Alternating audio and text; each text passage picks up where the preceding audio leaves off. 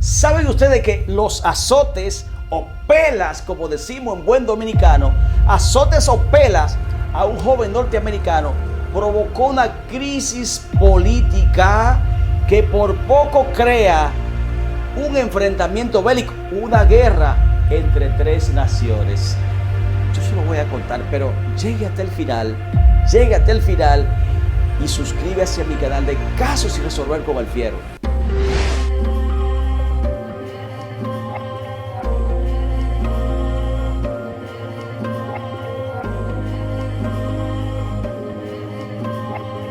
Casos sin resolver.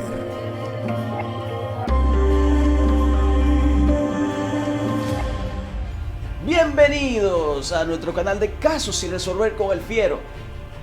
Hoy tenemos un programa de suma importancia, pero agradecería que se suscriba para que me siga apoyando y estos materiales le sigan llegando. Pero así que vamos a entrar en materia. Esta historia se desarrolla en 1994 y es prácticamente una confrontación bélica entre China, Estados Unidos y Singapur. Pero opinaron Fidel Castro, oiga bien, y también Corea del Norte. ¿Cómo se desarrolla esta historia? Todo gira en torno a un jovencito llamado Peter Fay, 18 años, que aún es un menor de edad para los Estados Unidos. Recuerden que la edad, legalmente, usted adquiere la mayoría de edad en Estados Unidos cuando cumple los 21 años. ¿Cómo se desarrolla esto? En 1994, Peter Fay pertenece a esa generación de jóvenes rebeldes que salen a las calles norteamericanas a pintar graffiti, donde ellos muestran su rebeldía. En esa época, 1994, estaba de moda la mayoría de cantantes de rebeldía, los reggaetoneros, los urbanos, y concomitantemente con esto, de forma paralela, además de ese movimiento de rebeldía en la música con Tupac Shakur, está ese movimiento del graffiti, donde los jóvenes como Peter Fay van a pintar a las paredes, al metro de Nueva York, y en ocasiones en Estados Unidos se le consideraba como vandalismo cuando ellos pintaban una propiedad privada. ¿Qué pasa? Que Peter Fay está en ese movimiento de rebeldía en Estados Unidos y él se va de vacaciones a Singapur. Singapur tiene unas leyes totalmente diferentes a la de Estados Unidos.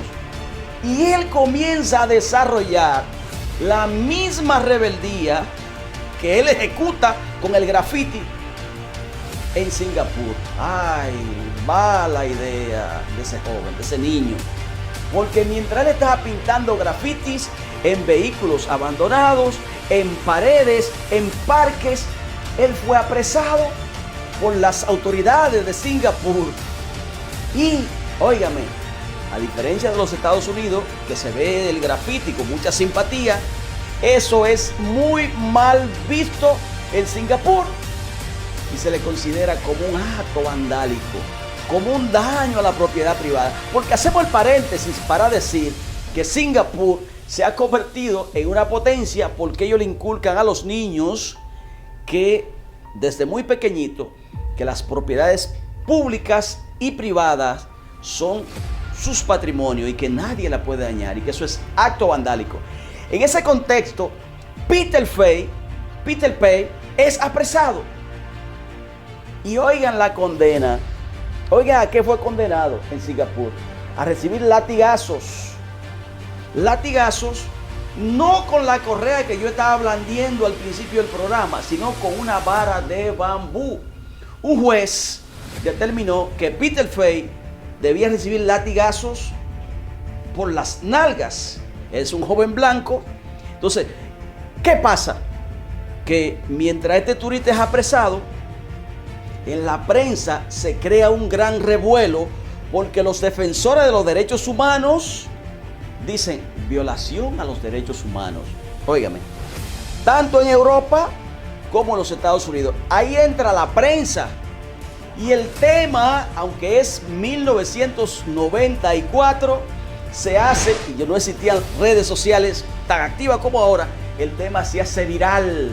Es decir, ocupa las portadas de los diarios en periódicos como El País de España, Le Monde de Francia, el New York Times de los Estados Unidos, donde dicen que joven norteamericano que es turista en Singapur está siendo condenado a recibir azotes y que eso es propio de una dictadura, que eso es brutal. ¡Ja, ja! Interviene primero derechos humanos, la prensa y demás comentaristas. ¿Y usted sabe quién entra en juego? ¡Ja, ja, ja! La potencia de donde él es oriundo. ¿Y usted sabe quién era el presidente en ese momento? Bill Clinton. Sorprendentemente, un presidente agarra los Estados Unidos. Bill Clinton dice: no pueden tocar a ese joven que es un menor de edad. Oiga por dónde va el conflicto, lo que la simple pela, el simple azote. Miren por dónde va. Con la intervención del presidente de la primera potencia del mundo. Oye, pero esto se complica. ¿Y usted sabe cuál será el desenlace de esto?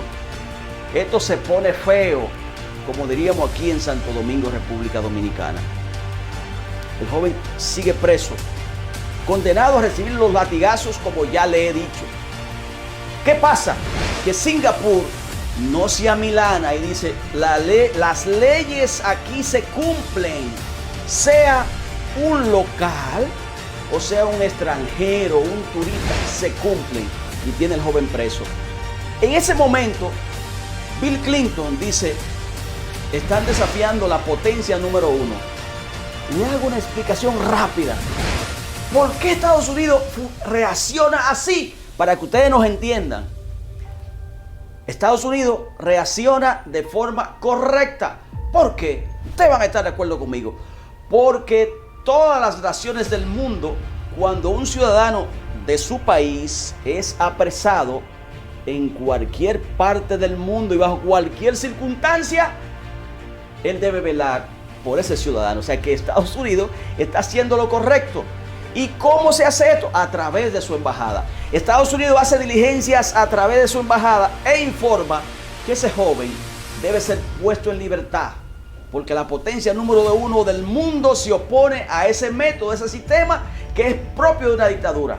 Singapur dice que no y comienza un forcejeo diplomático, primero en el ámbito diplomático. Estados Unidos, primera potencia en el ámbito militar, dice no. Ustedes quieren guerra. Movilizó hacia el sudeste asiático, dice la prensa, que una flota de guerra para amenazar al país que tiene apresado a un joven norteamericano y que entiende que es injusto. Ay, Dios mío. ¿Y usted sabe lo que ocurre? Que ahí mismo entra al juego China, una potencia comercial y una potencia económica. Mientras tanto, el tema se sigue debatiendo en el mundo entero. Óigame, ya China dice que no va a permitir una agresión a un aliado suyo, porque en 1994 China había hecho muchísimas inversiones en Singapur. Y precisamente Singapur había alcanzado ese desarrollo por sus relaciones comerciales con China y con naciones del área. Mire por dónde va el asunto. China dice que no tolerará una agresión a un aliado. Estados Unidos se empantalona. Estados Unidos hace una jugada que todo aquel que es abogado y conoce la política internacional lo sabe. Dice: sigue el conflicto. Estados Unidos retira a su embajador. Y cuando, oigan bien, una señal, lo saben los estudiosos de la política internacional, una señal de guerra es cuando usted retira al embajador de la nación que sea. Estados Unidos retira el embajador de Singapur. La cosa se sigue poniendo fea. China sigue amenazando. Entra al juego otro enemigo de Estados Unidos. Corea del Norte dice que ella apoya a Singapur porque ninguna de esas naciones de Oriente son lacayas de Estados Unidos. Mire por dónde va el conflicto. Sigue el conflicto dando la vuelta al mundo a través de la prensa. Fidel Castro dice, emite unas declaraciones en Cuba y dice, nosotros estamos en desacuerdo con ese método, pero Singapur es una nación soberana. Mire por dónde va el conflicto. La simple pela, la simple azote, mire por dónde va. Singapur no se amilana.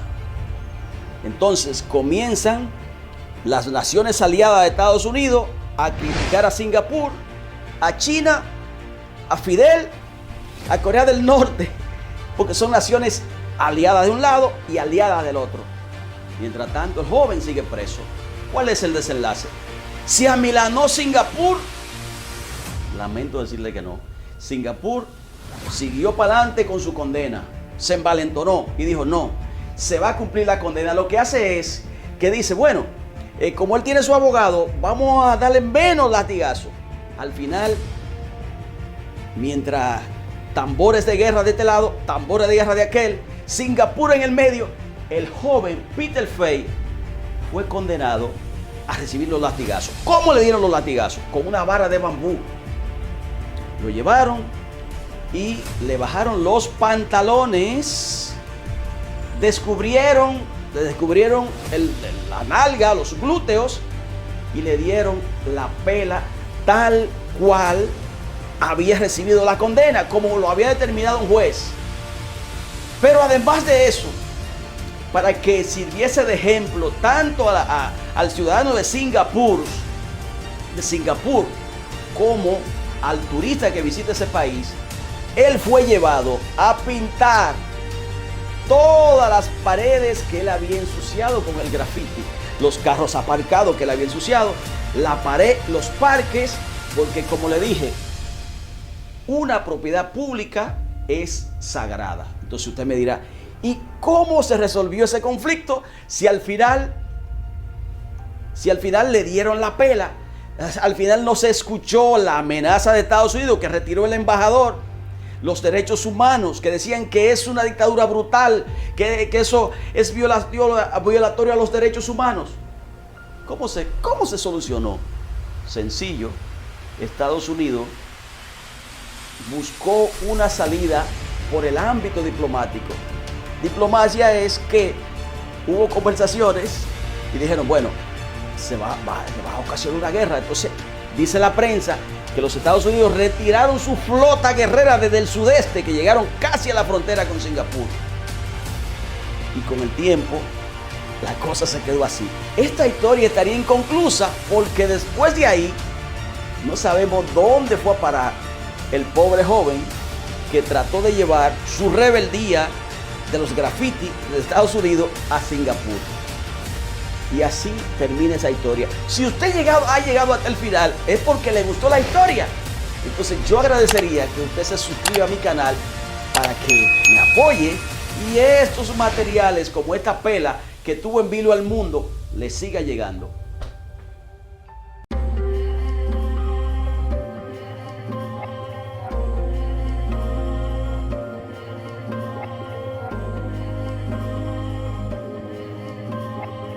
Casos sin resolver.